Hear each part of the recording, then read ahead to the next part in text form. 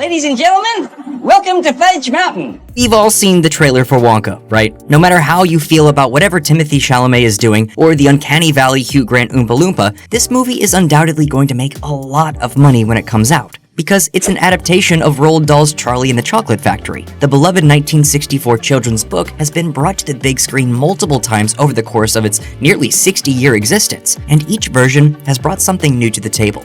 Of course, new doesn't always mean good, and it certainly doesn't mean necessary. So if that's the case, why are we enamored with adaptations in general? And why do we look back on both of Charlie and the Chocolate Factory's movie adaptations with fondness? At least for the most part. The 1971 film Willy Wonka and the Chocolate Factory hits on some of the more emotional reasons for adaptation. The movie brings the most heartfelt moments of the book to life, and it translates the childlike wonder of the factory to live action in near-perfect detail. Gene Wilder's electric and unsettling performance as the titular character, the many memorable sets, the songs we're all still singing, and the endlessly quotable dialogue The strawberries taste like strawberries. The snozberries taste like snozberries. have made this movie timeless. And yet, there's a dark undercurrent to the making of Willy Wonka that most people tend to ignore. For one thing, Dahl absolutely despised it. Though he is credited as a screenwriter, Dahl lamented the many small changes made to his script. Key moments like the fizzy lifting drinks scene and Slugworth's ultimate role in the story were changed entirely. He wasn't very fond of the added songs or even the director, Mel Stewart. And he also hated the casting of Gene Wilder, who he saw as pretentious and too American. He's done! He'll be made into marshmallows in 5 seconds. Impossible, my dear lady. That's absurd. Unthinkable. Why? Because that pipe doesn't go to the marshmallow room, it goes to the fudge room. Obviously, creators being unhappy with adaptations of their work is nothing new, but we also have to take into account the premise on which the movie was made in the first place. Willy Wonka and the Chocolate Factory was produced in part by the Quaker Oats Company, which means that this charming retelling was only put into production in order to sell candy to children. As an audience, we usually want adaptations to make us feel the way the original work did while still getting something new from the experience. A twist in a traditional tale, like a more subdued Wonka or an evil candy spy, might make for a fresh perspective on a story. That's part of what makes adaptations so enticing. But as we know, studios and the companies surrounding them are more interested in making money. What did they ask for? They want your case of Wonka bars. Miss Curtis, did you hear me? It's your husband's life or your case of Wonka bars. Willy Wonka and the Chocolate Factory managed to do it all. For that, we can call it a successful adaptation, even if Dahl would disagree. The real box office money wouldn't come until 2005 with the release of Charlie and the Chocolate Factory, starring Johnny Depp. This is admittedly the stranger of the two adaptations, and it's also the more contentious among viewers. Depp plays Wonka in a way only he can. Mr. Wonka, I'm Violet Beauregard.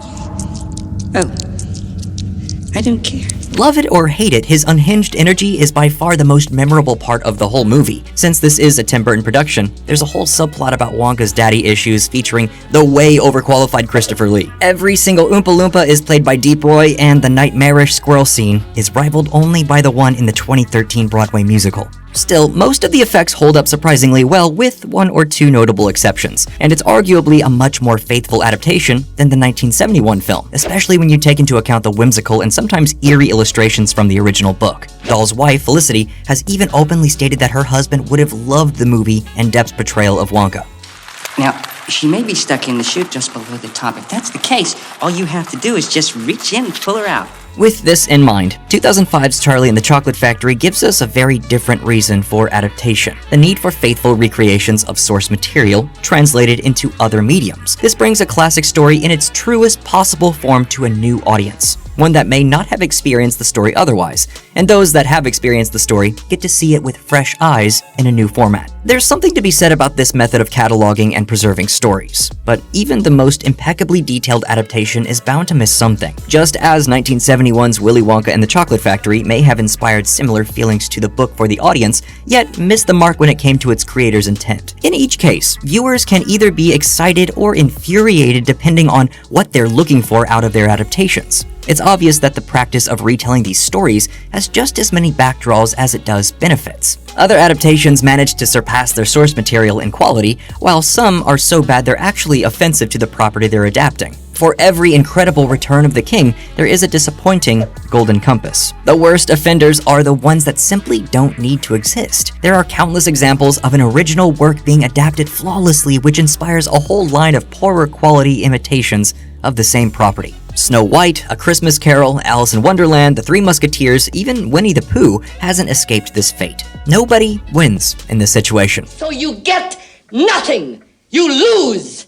Good day, sir. Particularly not anyone who might be trying to get a new idea off the ground while they're being weighed down by the slush pile of remakes on the desk of every executive in Hollywood. The 1971 and the 2005 Charlie and the Chocolate Factory adaptations meet some of those nebulous demands. Your mileage may vary on which one you prefer, but they both have their merits. 2023's will likely experience a similar fate for a new generation of filmgoers. The upcoming Wonka promises to be a prequel to the story we know all too well, an approach that will no doubt attempt to play on our nostalgic heartstrings. The man brought us the Paddington movies after all. And while the trailer's inspiring score, colorful visuals are easy to get swept up in, we're still left wondering whether we actually need this. There are stories out there that are totally untethered from any existing IP. They've been waiting in line for their shot while more adaptations get shunted to the front. Why don't we give something new a chance before we commit ourselves to a train bound for repetition? Once again, the answer is pretty simple. But it's also our own fascination with the familiar. We can't stop the adaptation train, and we, as a collective audience, have already bought our tickets to ride. But maybe we can get off at the next stop when something truly new and creative catches our eye. That's it for today's video. Thanks so much for sticking with it all the way to the end. If you enjoyed what you saw, be sure to hit the thumbs up button.